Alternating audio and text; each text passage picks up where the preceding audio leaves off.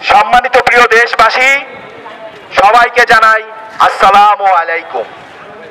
দেশ যেহেতু সবার, তাই দেশ চলবে সম অধিকারের ভিত্তিতে। কোনো প্রকার বিশৃঙ্খলা করা যাবে না এবং যেখানে অন্যায় হবে সকলে মিলে প্রতিবাদ করতে হবে। আমরা মাদক মুক্ত সমাজ করব, সেজন্য এলাকা কলোনিতে থাকবে পাঠাগার ও খেলাধুলার পর্যাপ্ত ব্যবস্থা। কোন প্রকার সন্ত্রাসীমূলক কাজে হাত হতে দেওয়া যাবে না। ময়লা আবর্জনা এদিক সেদিক ফেলবো না। এলাকার উন্নয়নমূলক কর্মকাণ্ডে কেউ বাধা প্রদান করতে পারবে না। যার যার ধর্ম সে পালন করবে।